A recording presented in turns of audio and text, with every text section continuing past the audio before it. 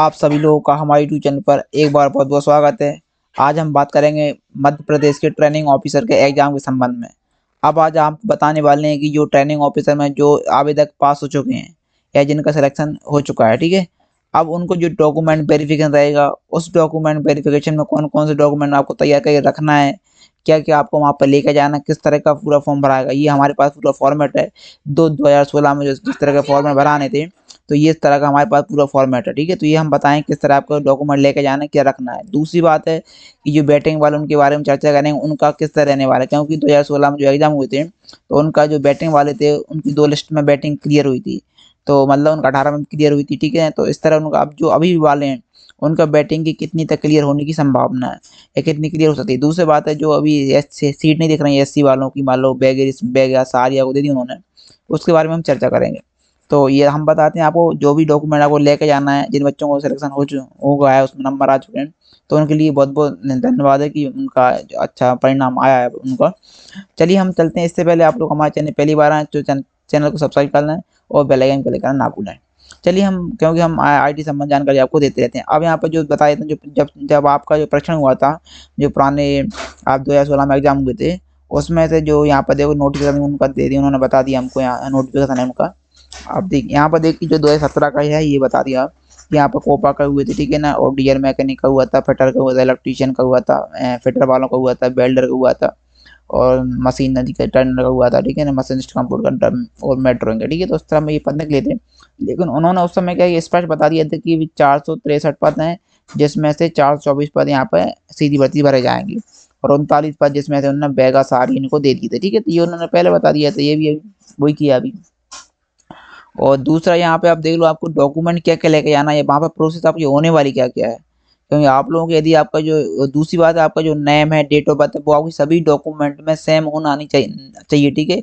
यदि आपका सेम नहीं है, मान लो आधार कार्ड में कुछ और है या जाति में कुछ और है, तो आप लोग कृपया करके अपने जो है डेट ऑफ बर्थ या नाम है वो सही करवा लें, ठीक है। अभी आपके लिए टाइम है, क्योंकि डॉक्यूमेंट में यदि आप गलत नहीं कराते तो आप डॉक्यूमेंट से बाहर हो सकते हैं, ठीक है। तो अब आपको यहाँ पे उन्होंने बता दिया अभिलेख सत्यापन कार्य प्रतिदिन 5 दलों द्वारा किया जाएगा, ठीक है। ये तो पुराना वाला है, ठीक है। तो मैं थोड़ा आपको बता देता हूँ, आपको अनुभव हो जाएगा नहीं इस तरह आपका इसमें होने वाला है, क्योंकि जो प्रक्रिया रहती है वो पुरानी पुरानी प्रक्रिया रहती है, थोड़ा बहुत चेंज होता है उसमें कर लेते हैं समय के अनुसार, ठीक है। बाकी आपका वही रहने वाला।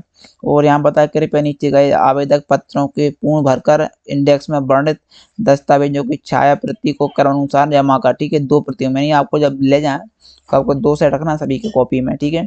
और वहाँ पर जो भी समय दिया गया उस समय पे आपको पहुँचना है, ठीक है, ताकि आपको दूसरी बात आपको जो ओरिजिनल डॉक्यूमेंट रहेंगे वो आपको लेके जाना है वहाँ पर, ठीक है। और सभी के डॉक्यूमेंट आपको 2 वो लेके जाना है। अब यहाँ पे इसके पश्चात यहाँ पर देख लो, मैं बता देता हूँ अब यहाँ पर होगा क्या। देखो वहाँ पे पहले हुआ क्या था, तो वही अभी होने वाला है आपका। पहले इंडेक्स में क्या बताया उन्होंने कि अभ्यर्थी से पूर्ण भरा हुआ आवेदन इंडेक्स अनुसार आवश्यक दस्तावेज प्राप्त करना, ठीक है, एवं नस्ती तैयार कर अभिलेख सत्यापन सत्यापन प्रतिवेदन पर हस्ताक्षर करना, ठीक है। तो ये काम होगा पहली टीम का, ठीक है। अब जो दूसरी टीम का रहेगा उसका काम रहेगा आवेदक पत्र में चस्पा किए गए फोटो हस्ताक्षर कंप्यूटर से मिला करना। नहीं, आपने जो फॉर्म भरा था उसमें आपके फोटो मिला जाएंगे प्लस आपके साइन मिला जाएंगे, तो ये भी आपका उसमें होने वाला है वेरिफिकेशन में। अब तीसरा क्या होने वाला है, अभ्यर्थी द्वारा प्रस्तुत किए गए दस्तावेजों का मूल दस्तावेजों से मिला करना। नहीं, आपने जो डॉक्यूमेंट लगाए थे अपलोड किए थे रजिस्ट्रेशन में, तो वो डॉक्यूमेंट्स अब आपके इन डॉक्यूमेंट से मिलाए जाएंगे, ठीक है। तो ये आपका वहाँ पर ये भी होने वाला है, तो आप लोग पूरा ध्यान करें इसको, देखें, ठीक है। नेक्स्ट रहेगा नस्ती का परीक्षण अभिलेख सत्यापन प्रतिवेदन पर नियुक्ति हेतु पाता दर्ज करना और हस्ताक्षर आपको उस समय होने वहीं के वहीं हो जाएंगे, ठीक है। और दूसरा आपका जो डाटा रहेगा वो उनको डाटा को पोर्टल पर चढ़ाएंगे, ठीक है ना। ये पूरा ये मतलब 5 प्रोसेस आपकी होने वाली डॉक्यूमेंट वेरिफिकेशन में, ठीक है। तो ये अब यहाँ पर देख लो जो उसका इंडेक्स रहेगा किस तरह आपको वहाँ पर फॉर्म भरना, ये वाला इंडेक्स रहेगा, ये रहे तारवेल। अब यहाँ पे तो दस्तावेज सत्यापन हेतु अभिलेख जो क्रम है, ठीक है ना, वो इस तरह रहने वाला है। यहाँ पे बताया कि कृपया दस्तावेज सत्यापन हेतु अभिलेखों की स्वयं प्रमाणित फोटोकॉपी निम्नानुसार क्रम में आवेदन के साथ संलग्न करें। यानी आपको जितनी भी आपकी कॉपी रहेंगी सभी में आपको अपने साइन करना है, सेल्फ अटेस्टेड, ठीक है। और इसके बाद जो क्रम से जमाना सभी को 2-2 सेट, इस तरह आपका रहने वाला। पहला तो रहेगा यही का ये इंडेक्स इसका नीचे दिया हुआ है, मैं आपको बता दूंगा उस इंडेक्स में, वो आपको भरना है, ठीक है। दूसरा इसका भरा हुआ आपका पूर्णतः भरा हुआ फोटो चस्पा सहित आवेदन पत्र पर, ठीक है, उसमें फोटो लगाना है आपका। ये इस तरह का इंडेक्स होगा ये वाला, ठीक है। यहाँ पे इसमें आपको फोटो लगाना है पूरा, ठीक है ना, आपका पूरा, ठीक है।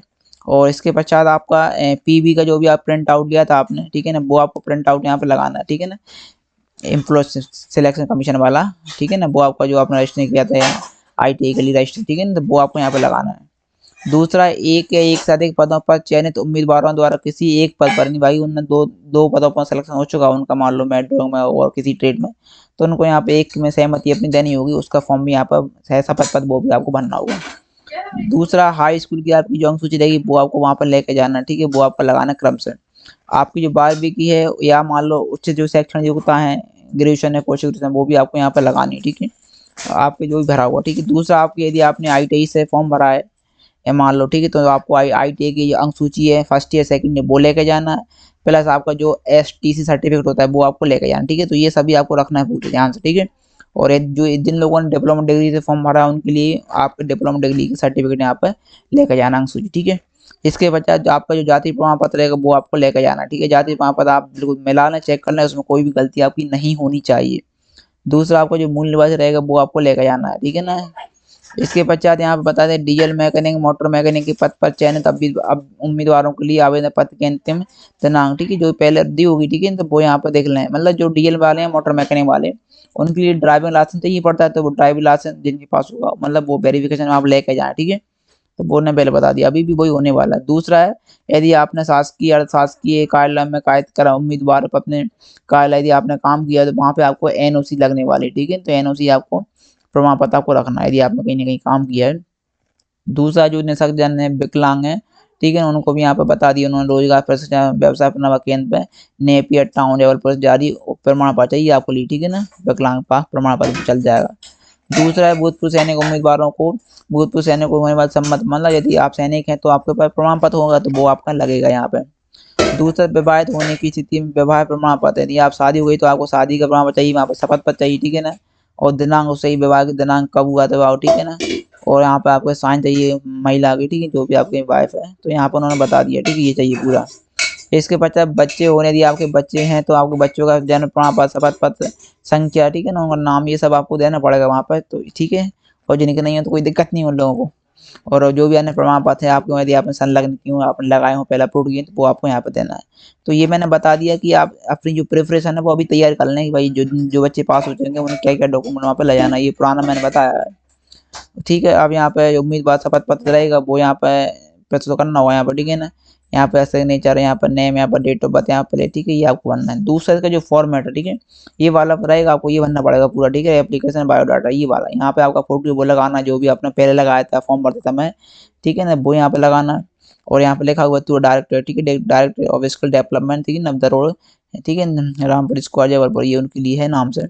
अब यहाँ पे देखो ये फॉर्म इस तरह भरना आपको, यहाँ पे आपका जो आवेदन पद है वो आपको यहाँ भरना पड़ेगा, ठीक है, यहाँ पे भारतीय ट्रेनिंग ऑफिसर का, ठीक है, आपका जिस ट्रेड से आपने लिया है, सिलेक्शन हुआ है आपका, उस ट्रेड का आपको नाम डाल देना है, आपका जहाँ पे हिंदी में नाम डालना है, जहाँ पे आपका फर्स्ट नेम डालना है, ठीक है ना, और यहाँ पे आपका मिडिल नेम, और यहाँ पे आपका सर नेम, ये पूरा लिखना है। इसके पश्चात यहाँ पे फादर का नाम लिखना है, यहाँ पे मदर का नाम लिखना है, और यहाँ पे आपकी डेट ऑफ बर्थ लिख देनी, ठीक है, अब यहाँ पर मेंढा जो भी आप रहे जेंडर मेल है फीमेल, ठीक है, वो यहाँ पर लिखना है। इसके पश्चात जो ऑन वर्ड में आपको लिखना है, आपकी डेट ऑफ बर्थ वो लिखना है आपको वर्ड में, ठीक है, यहाँ पे जो एज है वो आप कितने हो रही है आपको 2022 के अनुसार वो आपको यहाँ पे लिख देनी, ठीक है, डेट ऑफ बर्थ आपको लिख देनी। इसके पश्चात आपका जो एड्रेस आएगा वो आपको लिखना है, यहाँ पे सिटी लिखनी है, पिन नंबर आपका, पिन कोड, और यहाँ पर डिस्ट्रिक्ट रहने वाला है, यहाँ पे ईमेल, ठीक है। इसके पश्चात आपका जो स्थायी पता रहेगा, परमानेंट पता, वो भी आपको यहाँ पर लिख देना है, वही का वही जो भी आप हैं, ठीक है। इसके बजाय आपका जाति प्रमाण पत्र रहेगा, उसके जो लिखना है किस कैटेगरी से आते हैं वो लिखना है, उसका सर्टिफिकेट नंबर कब जारी हुआ, जिसकी डेट लिखना, इशू हुआ, आथोर किसको अथॉरिटी किसने ये अथॉराइज किया, उसके डिस्ट्रिक्ट जिले से, ठीक है, तो ये आपको लिखना है। और फिर इसके बाद जो मत मूल निवासी वो लिखना, नंबर उसका, इशू कब हुआ, ऑथोराइज कौन ने किया है, किस डिस्ट्रिक्ट से, ठीक है, वो यहाँ पर लिखना है, जिले का नाम। इसके बाद आपका जो रोजगार कार्यालय है उसका रजिस्टर नंबर लिखना, उसकी डेट ऑफ बर्थ, डेट लिखनी है, कब जारी हुआ, ऑफिस का नाम लिखना, किस जिले का ऑफिस है, और उसका किस डिस्ट्रिक्ट है वो आपको यहाँ लिखना है। और फिर आपका जो मेडिकल रहेगा, मेडिकल जो विकलांग वाले उनके लिए यहाँ पर मेडिकल नंबर, ये उनकी डेट चीज सब रखने वाला है, ठीक है। और जो BRC वाले उनके लिए यहाँ पर सर्टिफिकेट नंबर, यहाँ पर डेट और यहाँ पर डिस्ट्रिक्ट लगेगा, ठीक है। भूतपूर्व सैनिक वालों को ये लगेगा, तो ये सभी के लिए जिन जो बच्चे संबंधित हैं वो यहाँ पर कर सकते हैं, ठीक है। विवाह वालों के लिए ये बता दिए, सिंगल है कौन, ठीक है, इस तरह के यहाँ पे लिखने पड़ेगा आपको। और संतान है तो वो यहाँ पे लिखें कितने आपको संतान है, क्या क्या नाम उनके वो यहाँ पे लिखना पड़ेगा। अब यहाँ पर जो शैक्षणिक वो लिख लो, यहाँ पे देखो 10वीं की अंक-सूची यहाँ पे लगने वाली है, ठीक है? रोल नंबर लगेगा यहाँ पे, पास अंक कब आपने पास की, किस बोर्ड से किए, कितना आपका रिजल्ट रहा, ठीक है? ऐसे ही 12वीं का आपको लगने वाला है यहाँ पे। यदि यदि आपका आईटी लगेगा, ठीक है? आईटीआई का ज़्यादा आपने किया, अप्रेंटिस किया हो तो वो यहाँ पे लगने वाला है, आपने डिप्लोमा किया इंजीनियरिंग वो लगेगा, ग्रेजुएशन आपकी लगने वाली है, यदि होगी तो पोस्ट ग्रेजुएशन होगी तो वो लगेगी, ठीक है? पीजीडीसीए वो लगेगा, तो यहाँ पे आपको लगेंगी, आपको देख लो इस तरह ये भराना है, मतलब आपको प्रैक्टिस हो जाएगा। ठीक है, यहाँ पर ये पूरा लिखा हुआ है, ठीक है? इसके पश्चात आपका जो फुल नेम है, ठीक है? Signature, full name, date of press, mobile number ये लिखना, ठीक है? और दूसरा यहाँ पे एक से अधिक पदों पर चयनित उम्मीदवार द्वारा किसी भी एक पद पर अपनी सहमति अन्य पदों पर उम्मीदवारों को इस पर आपने अब आप मतलब आपको देना पड़ेगी सहमति कि हम एक इनमें से एक पद के लिए हम चाहते हैं, वो पद आपको यहाँ पर देना पड़ेगा, ठीक है? तो इस तरह आपका ये फॉर्म रहता है पूरा, तो ये रेस आपको यहाँ पर आने वाला है। ठीक है, ये अभी लिख सकते हैं प्रतिवेदन है, ये वहाँ आपको वो कार्यालय से प्रस्तुत करेंगे, वही लोग देंगे आपको ये वाला, ठीक है? और फिर आप यहाँ पे टिक लगानी, ठीक है? और साइन करना है यहाँ पे, ठीक है? जो भी हस्ताक्षर है हस्ताक्षर करता रहेगा, सत्यापन करता है, वहाँ उसके साइन होंगे वहाँ पर, तो भाई ये उनको चीज़ें आपको प्राप्त हो गई हैं, वो ये सही निकली मतलब, तो वो यहाँ पे देख लो ये पूरा हैगा। जो नोटिफ़िकेशन है ये वाला जो फॉर्मेट है, हम हमारे आपको वीडियो के डिस्क्रिप्शन मिल जाएगा, आप वहाँ से क्लिक करके डाउनलोड कर सकते हैं और इसको पूरा देख सकते हैं, ठीक है ना? जॉइंट डायरेक्टर साइन होंगे यहाँ पर ट्रेनिंग ऑफिसर के, जहाँ पे ट्रेनिंग आपके, ठीक है ना? ये पूरा होगा वहाँ का बाद आपको जब परीक्षण होगा, वेरिफिकेशन होगा, तो आप लोग पूरा देख लेना।